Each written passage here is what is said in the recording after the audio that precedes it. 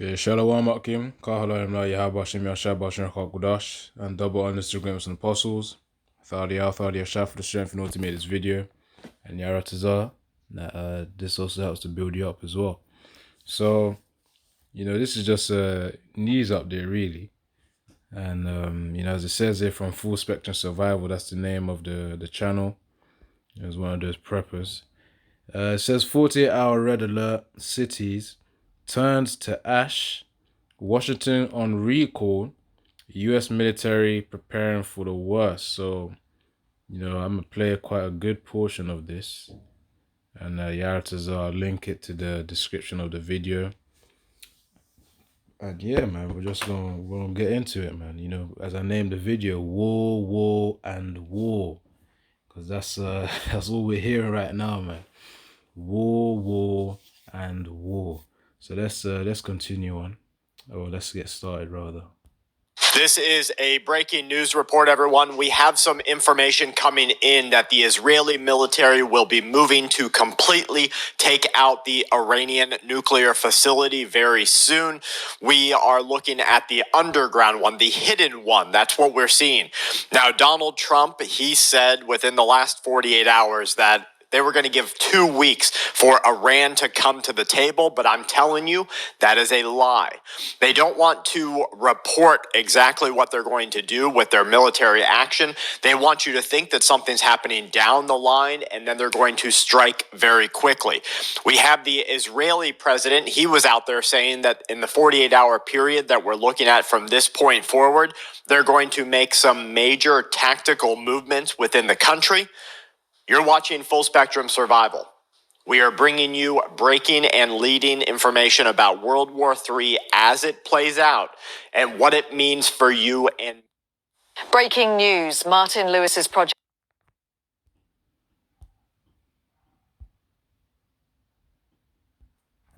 ...means for you and me. Prepper Survival. We are bringing you breaking and leading information about World War III as it plays out and what it means for you and me, preppers, survivalists, and homesteaders. Let's watch and see how this is playing out inside of Israel. Guys, this was a ballistic missile hit. Let's look. תראו מה קרה בחוץ, אתם לא מאמינים. אימא'לה, כל הרחוב נשבר, אין יותר, אתם לא מבינים מה קורה. דנה, תראי מה קרה לבניין שלך, אקצ'יינג', הלך. הלך כל המפלאורים. רגע, מה, אימא'לה? תקשיבי, אימא'לה. Notice how it says here on the top right, it says breaking ballistic missiles, so breaking news. Ballistic missiles damages multiple high-rises, so multiple high-rise buildings near Tel Aviv as well. I remember Tel Aviv, again, I mentioned it in the other video where I did it with the brothers yesterday. Thursday. Today is Friday. But the point is, Tel Aviv is that place, man, where they got alphabet people there. So the Mossad's really having this conflict happen between them and Iran. Iran sending the missiles, and their missile, the air defense system, the Iron Dome of Israel. It's the Mossad's making it feel as judgment to Israel, man, because they're defiled in that land. The people there are also defiled as well. What you gotta do is just reach this Tel Aviv, man. I remember seeing the advert, man. They were advertising Tel Aviv as a tourism point, and I think one of the people of whom was talking in the advert was one of those alphabet people, man. And you should know what I mean by alphabet people, starting with an L. Anyway, so let's continue.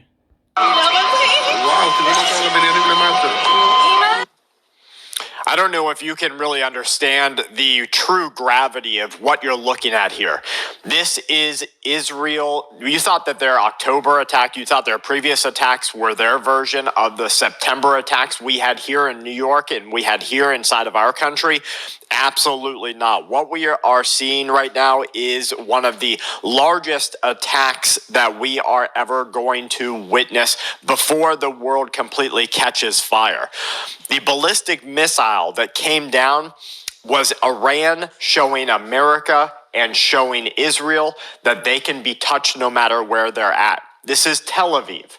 Next, they're warning that we are going to see some sort of attack inside the USA. We have former CIA intelligence officers saying that you should expect a blackout event here inside of our country. What they mean by that is your infrastructure is going to go down. Could be a 72-hour plus period. It could be a 2-week period. Who knows? They want to take out your communications. So imagine one day soon you're not going to be able to call your family members. They want to turn the lights off. They want it to go completely dark inside of our country. The chaos that's going to come through our nation will bring civil war. Now, a lot of people are already out there saying that civil war already started. I don't know about Civil war, all it means is war or the battles within the country, man. You know, like a race riots, you can probably consider that as a civil war. You know, like Jake versus Esau, or Latinos versus Esau as well, which is really just Jake versus Esau anyways. But yeah, let's get precepts here, because these are times that we're living in. War, war, and war. That's what it is, man. Now, Mark 13:7. And when ye shall hear of wars and rumors of wars, be ye not troubled, for such things must needs be. But the end shall not be yet. It says in verse 8, for nation shall rise against nation, and kingdom against kingdom, and there shall be earthquakes in diverse places, you know, different places, man. You know, and there shall be famines and troubles. These are the beginning of sorrows. And remember, these wars going on, especially when they're in critical countries that are essential for the supply chain or for exported goods across the country, that can also aid in or support famine. You know, so the Most High is having these things to really engineer famine as well, man, from Yahweh Hashem Yahushua. So the point is, you know, verse 7, and when ye shall hear of wars and rumors of wars, as we're hearing right now, you know, India and Israel conflict. You know, we had India and Pakistan this year as well. Of course, Ukraine and Russia still going on. And, you know, something that's lingering right now is between China and Taiwan, as well as the Philippines as well. So that's some rumors of wars and wars right there that's actually happening. You know, so all of this is all just to warm up these heathens for this ultimate World War III battle, man. World War III. You know, so 3, I think there was even some kind of a Korean song on World War III, man. Some funny stuff. But yeah, anyways, the point is, in the actual battle day, it won't be funny. But really, realistically, we don't need to worry, because we're not going to be fighting there. We're going to be protected by Yahweh Hashem Yasham, preserved, and Yaratazar to the point of salvation. So Joel 3 and verse 9, proclaim ye this among the Gentiles, prepare war, wake up the mighty men, let all the men of war draw near, let them come up. You know, so the Most High is going to gather them into that place within the Middle East, man. I'm trying to record the name, but it's not coming to mind. But the point is, it's in the Middle East. So Joel 3 and 10, beat your plowshares into swords and pruning hooks into spears. Let the weak say, I am strong. And the weak saying they are strong, it means they're going to have the same tools to be able to fight the other superpowers, such as Russia, China, you know, United States, of course, Babylon predominantly. You know, they're all going to turn against Babylon at the end of the day. You know, hence why Iran's trying to get that claim to that nuclear missile, man. He wants to get on them. He wants to get on that strength. And that's an example of let the weak say I am strong, man. Israel has missiles. Iran's like, why not us have missiles too? So they want to be strong as well. So Joel 3 and 11, assemble yourselves and come all ye heathen and gather yourselves together round about. Thither cause thy mighty ones to come down, O Lord Yahweh. Let the heathen be wakened and come up to the valley of Jehoshaphat, which Jeho refers to Yahweh, so Yahweh Shaphat. For there will I sit to judge all the heathen round about, and it's going to be a mass killing. That's what's going to happen in the valley of Jehoshaphat. Most High's going to clean vessels that day. Purged. But anyways, all with the war that's going to be happening, man. All right. Yeah, man. Let's watch some more. That, but I think we are definitely very close. Let's watch some of the destruction that took place with this attack.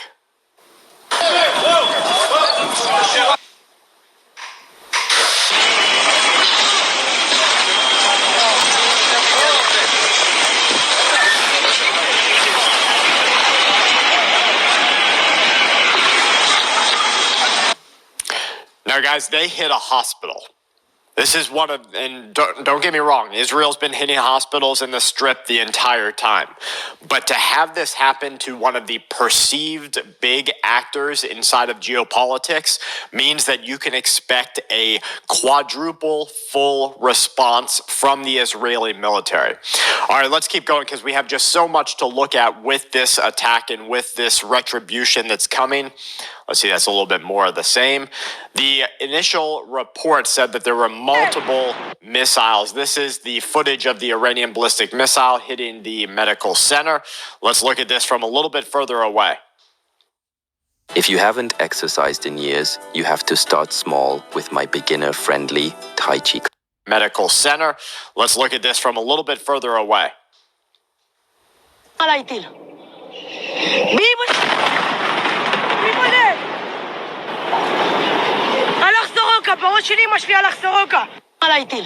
Now, I want to remind you that you're only seeing this. You're only seeing these mushroom clouds in the air without radiation until the next time that they are. And yeah, these are just small projectiles, man, you know. These aren't like the full-fledged intercontinental ones. Like this is flipping these are just small projectiles in comparison, obviously, relative to the intercontinental ones, man. Them ones are you know, that's why, you know, it's gonna be a day of you know, death and destruction, man. But yeah, well, let's hold on, let's continue on. if you think that any of these people are smart enough to get out of the country before that nuke hits, you can obviously see that they are not. They are standing by. Thing is about that, you know, some of them, yes, they can't really afford to. Some of them are in ignorance, yeah. You know, all they do is just work, and which is what you know he's gonna say right now. And they don't want to leave, you know, or they can't leave because they don't have enough money to leave. While some people do have the money to leave, you know, it was on the news station of a lot of cars, you know, just leaving Iran, man. You know, so people are leaving. Those who can't leave, you know, they're there, and they're gonna be caught up in this destruction, man. Same way, you know, 2/3 are gonna be caught up in the destruction of Babylon. You know, they're gonna be all good and you know, eating and marrying, you know, as the days of Noah. Yeah, let me get down as well. They're gonna be eating and marrying. They're gonna be all good, having fun, being in mirth, and then all of a sudden, all pain is gonna be felt. And that's gonna be that nuclear missile wave. Remember, this thing is gonna come in like, let's even see this. It's gonna be like one wave that's gonna get like a first or second degree burns. Then it's gonna have the third and the fourth wave, you know, from that nuclear mushroom. And that the heat, man, is gonna be a huge amount. That's why we gotta fear Yahweh Hashem Yahushai, man. Because this is what we foresee. We foresee this because we've been reading the scriptures. We know the scriptures. Now, and of course, majorly the prophecies, man, that are about to happen. So yeah,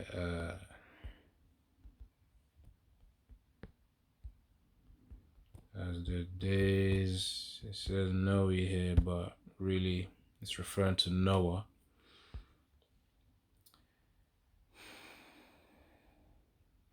So this is Matthew 24 and 38. Let me just click on it.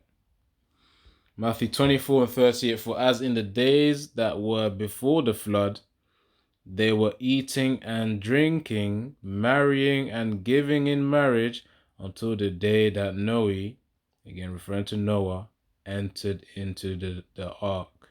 and knew not until the flood came and took them all away. So shall all the coming of the Son of Man be. You know, and this time the difference is going to be, it's going to be a fire wipeout, man. A wipeout of fire. So people are going to be that ignorant, and Iran is like a little mini example of that, man. Some people are just going to be in that state of ignorance, having fun until that sudden destruction comes again. And some of them literally don't know what to do, man. Some of them literally don't know what to do. There are many, there'll be simple ones, then there'll be ones who are wise amongst them. In each nation, there's like, you got the wise ones, you got the foolish ones, the simple ones, which is all the Most High as well at the end of the day. The ones who may not be able to reason as much or can be considered as simple, of course, they can't really do much, man. They can't foresee these things, because of their simplicity. All right, let's continue. Do you think that any of these people are smart enough to get out of the country before that nuke hits? You can obviously see that they are not. They are standing by, going to work, paying their bills, paying their taxes, trying to enjoy a night at the club. They're trying to go to the bars. They're still interested in trying to pretend like they're not in the middle of a war. Just like you, maybe your family members, if not you, are trying to pretend we are not in the middle of the war. The United States of America has already made the decision to join in this conflict. They're not telling you that on national news because they don't want you to be able to protest in the streets. They don't want that chaos outside of your house until it actually becomes a problem. So we're watching this knowing what we are about to see across the world. This is another image. Look at this, guys. Absolute and of course, Babylon getting involved, that's going to provoke the nations, man. Because remember, it's a superpower, such as China and Russia. They're also major superpowers too. So it's just going to trigger people, man. United States getting involved, then Russia's going to get involved to back Iran, and then China's going to support Russia. It's going to be mayhem. That's what it's going to be. It's going to be mayhem. Right. Yeah. We'll keep going. massive destruction.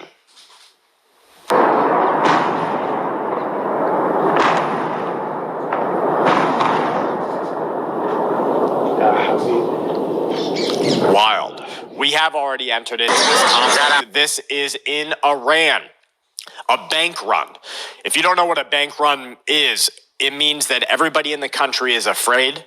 They go to get every dollar that they can out of the bank. The first thing that the bank does is they institute control measures. They tell you, well, you can only have $50, $100, $400. Maybe normally you can take $800 out at the ATM. They drop that down due to emergency protocols. And it's true, man. Even here in the UK, you know, for brothers who use the major UK branches, you try and withdraw over like £300 in cash, or even more than that, £500 for instance as well. It's like they're reducing it now. I remember like a few years back, or maybe a good amount of years back, let's say 5 or 8 years back, you could withdraw like about £500. Right now, you could only withdraw about £300 right now. So the limitation of being able to access cash is right there. There, ESOL's warming up the people to go digital, faster and faster, man. So yeah, there's gonna be the Most High speeding up the time for sure, man. That's what I can say. The Most High is definitely speeding up the times. Let me hear him, and then Yarataz, I've got another point to speak on as well. So they don't run out of cash, but what they actually... If you or someone you love regularly use out of cash, but what they $400 every dollar that they can out of the bank. The first thing that the bank does is they institute control measures. They tell you, well, you can only have $50, $100, $400. Maybe normally you can take 800 out at the ATM. They drop that down due to emergency protocols so they don't run out of cash. But what they actually mean is the entire economy only runs because you as a sucker keep consuming and spending. And so when people start taking preservation methods and they start holding on to their money, the business stops. The economy crashes. They halt the stock markets. Everybody panics. They're out in the streets looting Walmart, taking over Target. That's when you're gonna see blood on the streets. You know, there's a guy who said, I think maybe it was a Rothschild, maybe. You know, if there's blood on the streets, that's the best time to buy. And that was a metaphor, but it's gonna be a literal saying in this time to come, man. You know, so when there's fear, you know, that's the best time to buy. When there's blood on the streets, that's the best time to make that profit, man. But the point being is here that that I was gonna mention is you know, in the 2008 financial crisis, you know, which I'll say was even between 2007 and 2009. During that 2008 financial crisis, there was you know, when the Lehman Brothers bank you know, got disrupted, there was a bailout. There was a bailout. That's when the government really helps financial institutions out. You know, they help to probably with the funding, man. You know, to help them out with finances, you know, money essentially. But in the upcoming one, what people haven't experienced is a bail-in. The thing about a bail-in is that after a certain amount of money, I don't know what it is for America, but for the UK, after about £85,000, you know, in the bank account, everything else, you know, the banks actually have a right to collect it. You know, so and it makes sense. It makes sense. You know, because really, it's the banking system is just the way it works is well, in simplicity, of course, as I like to say, is you know, people entrusting their money. The money's fake, anyways. You know, numbers on the screen, paper money. It's not even backed by gold. Then people entrust their money to these public banks. You know, but really, they're still privately owned, aren't they? You know, but point being is, once the money's there, really it ain't your money no more. That's the thing. So if anything, cash is only like a little bit stronger, but at the end of the day, even that won't it won't really amount to much though. So the bail-in is gonna be something, man. Let me even try to search it up. Define bailout first, because you know 2008, that's what happened. But a bail-in, that's what's most likely gonna happen, man. They're gonna say, all right, anyone, you know, who has like a huge amount of money in the bank account, they're gonna go for a bail-in. All right, hold on. Let's see. All right, define bailout, and then banks. Banks. So let's read the AI overview. It says a bank bailout is when a government provides financial assistance to a struggling bank to prevent its collapse, often during a financial crisis. That's it. You see? So when the government comes to help out, now watch this. What people are going to be afraid of is a bail-in. That's when you're going to realize never trust thine enemy. Even the heathens. Other than even Esau Edom is going to realize his own kind he can't trust. The lower level Edomites compared to the elite Edomites, the ones with the high riches. So in the context of banking, bail-in refers to a resolution tool used to stabilize a failing financial institution by imposing losses on its shareholders and creditors rather than using public funds. Instead of a bailout using taxpayer money, a bail-in allows a struggling bank to recapitalize by converting or writing down the claims of certain creditors or shareholders. This helps the bank continue operating, potentially preserving critical functions and avoiding disorderly collapse. So that's a bail-in when the shareholders and creditors of of the bank have to, the bank pretty much takes your money. That's what it is. But let's see, what is a creditor? Creditor definition. A person or company to whom money is owing. Yeah, so it says he sold his Ferraris to pay off his creditors. Oh, so the ones of whom, it says a person or company to whom money is owing. Trying to understand this definition here. So the one who owes money to the other person. Hold on. It says he sold his Ferraris to pay off his creditors, and that creditor is the person to pay. Oh, okay, calm. So it's who you're in debt to. Okay, calm. Just trying to wrap my head around that. I know it's a simple definition, but sometimes even the simple things can be a throw off, man. Yeah, so really, all in all, you know, the bank. I remember my history teacher was telling me about how the banks work, man. They really take a good portion of the money and they go and invest it in all these different assets, and to make a profit on your own money, man. You know, so really, the real ones that are really, the banks are in debt to those of whom who entrust them with their money, man. You know, like, let's say, you know, if a financial crisis like the one in Iran that's going on right now, happened, you know, let's say in the UK or USA, then bailings, that's going to cause a civil war, man. That's going to cause sedition, specifically. You know, so really the banks owe you the money, man. You know, so it says here, rather than using public funds, and the public funds are from the government. So instead of a bailout using taxpayer money, bail-in allows the struggling bank to recapitalize by converting or writing down the claims of certain creditors and shareholders. Now let's get into the UK one, you know, because obviously we're here in the UK. You know, the financial conduct, something. But anyways, FCC, maximum, let's see, maximum amount.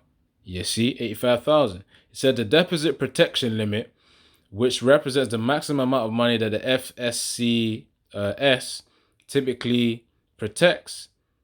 Should a depositor's bank, building a society, or credit union become insolvent, he has been set at £85,000 since 2017. So really, anything above that, you know, let's say those who are in the millions, you know, all of that could be wiped out, man. That ain't even guaranteed. Even this right here is going to be wiped out. Because at the end of the day, if a blackout happens, there ain't going to be no access to it. Everything then is just reset for the MOTB. You see? In fact, what does this even mean? FSCS.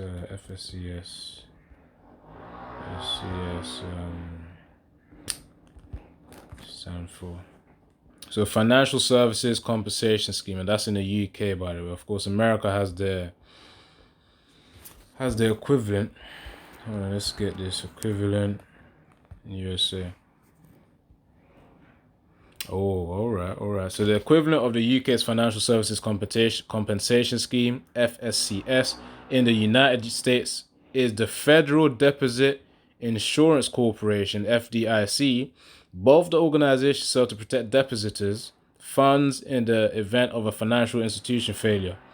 The FDIC insured deposits up to $250,000 per depositor per insured bank, while the FSCS protects up to £85,000 per depositor per institution. So the point is, if you had that in a bank account, you know, anything below that can't be touched, or it could be reinsured.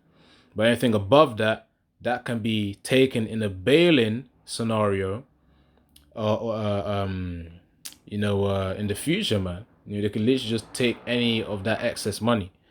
You know, so these times, that's basically what's happening to, you know, let me get back to the video, to the people here, man. Let me get back to the video. All right, come on.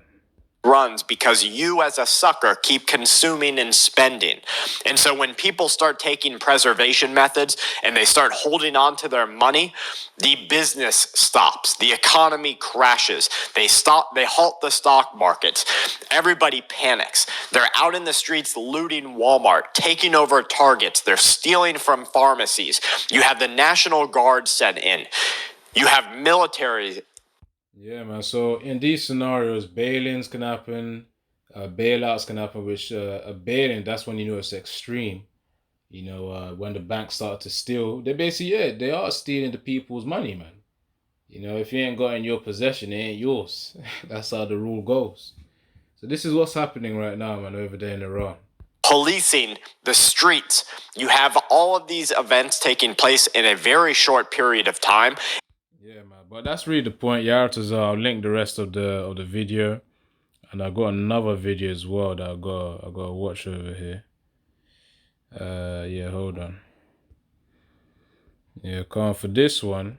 It says here, Taiwan VP warns the vice president, it will be hell if China invades, man.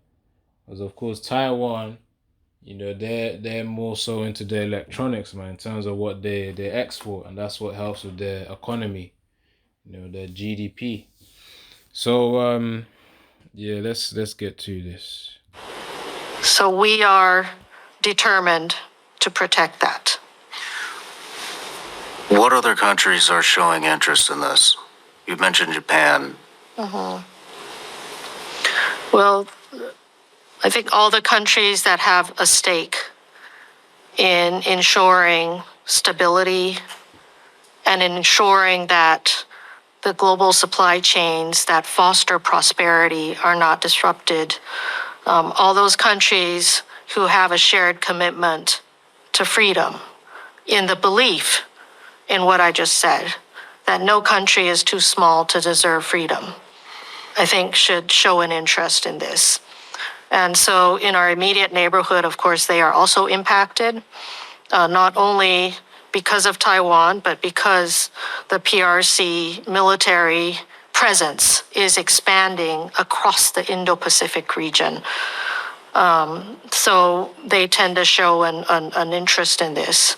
But beyond that, we hope that the world will also stand with us in ensuring that peace will prevail, that conflict will never happen. Well, you guys are certainly a beacon of light for democracy in this part of the world, and I know that we're on a crunch timeline. I just have a couple more questions. I want to ask you, what does the world look like if Taiwan were to be invaded? Timeline. I just have a couple more questions. I want to ask you, what does the world look like if Taiwan were to be invaded? Well, I hope that hypothetical scenario never happens. Me too. But I think, as I said at the outset, Taiwan is critical in all of the modern technologies that surround the daily lives of people around the world. And Taiwan is also on the front lines of protecting freedom and our values, our belief in a system of government that empowers the people. And all of that would be at stake.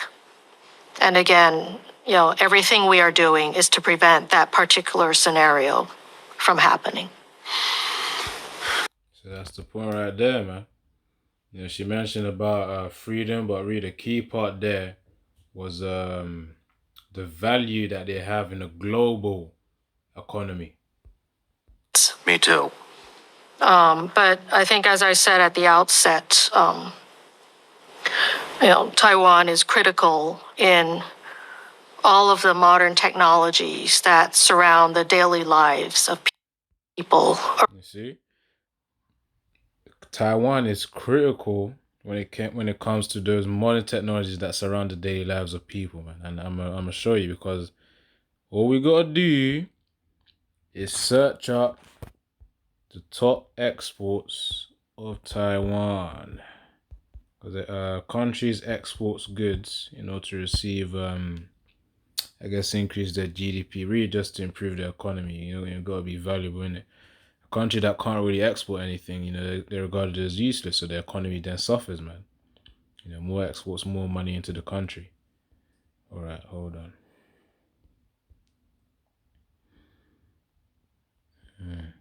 So it says that the top exports from the UK include, hold on. Top exports, Taiwan, man.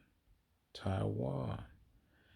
From Taiwan. So Taiwan's top exports are heavily dominated by electronics and information communication technologies, ICT products. In 2024, the most significant export was electronic components and parts, you see, followed by information, communication, audio, video products. Other key exports include base metals, plastics, and rubber. And these are fundamental materials, especially the metals, the plastics, the rubber, the electronics, that are required for phones and the grid systems, the electrical grid. These are fundamental products, man, for society to run, for a city to run. So imagine if Taiwan's then taken over, it's going to be a done deal, man. And remember, this would also affect the chip production as well when it comes to the MOTB, the mark of the beast, man. All of this is required to create that one that mark of the beast, man. Just to put it plainly, metals, the plastics, the rubber, the electronics, it's all needed to create that. So this is going to be a sensitive situation. People around the world. Especially because it's like, Taiwan and America are cool, but China wants to take hold of Taiwan, man. It's this, it gives this perception of he wants to be the next superpower. But really, the real next superpower is Israel coming in. I'm talking about you so-called Negroes, Latinos, and Native American Indians. But firstly, with the elect 144,000, the true governing body of really this of the whole of creation, really. So, but getting straight to the point, let's continue on with this, and I'm gonna close it out. Taiwan is also on the front lines of protecting freedom and our values, our belief in a system of government that empowers the people. And all of that would be at stake. And again, everything we are doing is to prevent that particular scenario from happening. Yeah. Anyways, let's get a few more precepts, then I'm going to close it out. Because it's war, and war, man. That's what's going on right now. War, and war. That's what we keep hearing. But fundamentally, this is going to be that cherry on top. Imagine I just said Isaiah. Isaiah 54 and 16, that's what I was supposed to do. Sometimes the talk can be too much.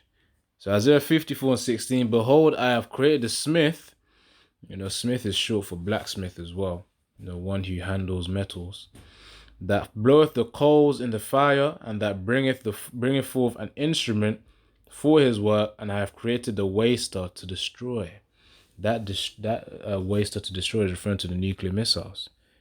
So that's what it's referring to, his smith that bloweth the coals and fire, and bring forth an instrument for his work. That instrument, was the nuclear missiles, man. The progression of it from the atomic bomb and eventually to the nuclear bomb. Which is going to be a formidable tool to use for all these nations that do possess nuclear weapons. Yeah, all right. So, that was there happening, and obviously we can get this one too, because I know a Full Spectrum Survival, the guy he mentioned about civil war, man. With Iran trying to target USA, man. They're gonna try to do another 9/11. Man, I'm just joking around. Isaiah 19 and verse 1. Let's see this.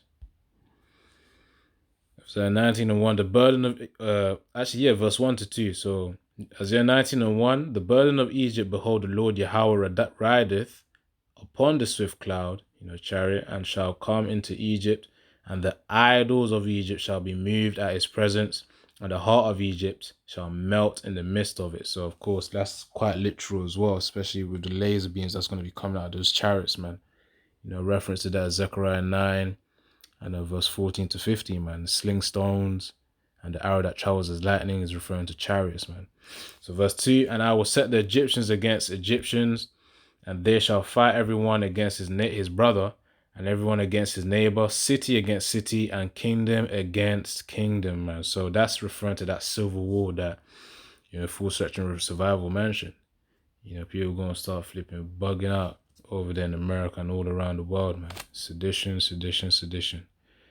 So yeah, Edomite versus Edomite, man. Yeah, one more as well. One more. Because it says, and the idols of Egypt shall be moved at his presence. And yeah, Moses is going to toy with them and destroy those idols. This is also another example of that.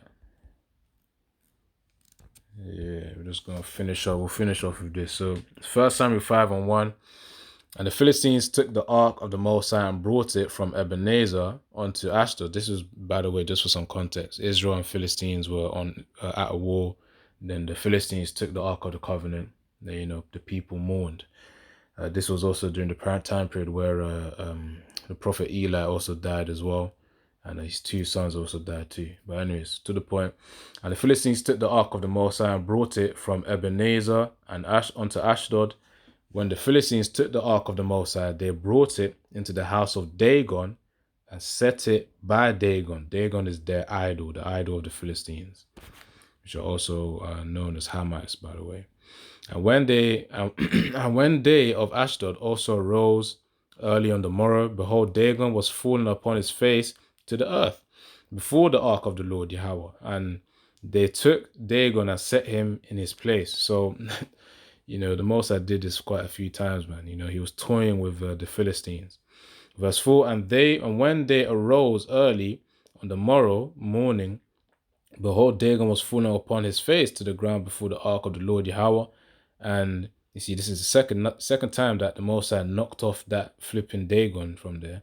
And the head of Dagon, both the palms of his hands were cut off upon the threshold. Only the stump of Dagon was left to him, man. So he was broken, man. That idol's flipping cut off. The stump is like the bottom of a tree. So that's the bottom of the statue right there. Done. So the Most High was again toying with them. It's like boom first time and boom again second time. He was like warming them up to that judgment already. So verse 5, therefore neither the priests of Dagon nor any that come into Dagon's house tread on the threshold of Dagon in Ashdod unto this day, but the hand of the Lord Yahweh was heavy upon them of Ashdod. So of course he had that anger upon them, and he destroyed them and smote them with emerods, even Ashdod and the coast thereof. And that's the thing, man. It's through the Spirit as well in the Indiana Jones, that I was watching on Netflix here. In the first movie, I think it's 1981, if I recall correctly, when they made it. It's called Raiders of the Lost Ark. That's referring to the Ark of the Covenant, man. I think I mentioned it in the video, but point is, the Nazis tried to recover the Ark of the Covenant. They opened it. They tried to do the ritual of it, from the Bible, and they all got killed. So this is, they really got that inspiration. Really was from these scriptures right here, man. Flipping the heathens taking the Ark of the Covenant and thinking that you could just toy around with the tool that the Most High gave only Israel. You can't get away with it. So yeah, anyways, I was referring to Indiana Jones, the first, the Raiders of the Lost Ark movie. So verse 7. It says, and when the men of Ashdod saw that it was so, they said, the ark of the Most High of Israel shall not abide with us, for his hand is sore upon us, and upon Dagon our power. So really, Dagon was an idol. The Most High was toying with them, and then he was like, okay, we're going to unleash some anger on them, man. That's why he struck them with emerods. Think of that as like cancerous boils or something, on their bodies. So, anyways, man, that's the point right there. You know, there's a lot of stuff happening. There's a lot of stuff happening, man. It's war, and war, man. There's levels. You know, rumors of wars and actual wars going on. So, you know, Yaratazar, you're edified. I'll close it off there. And yeah, man, you know, Shalom, Yahbashim Yashai, Barakatha.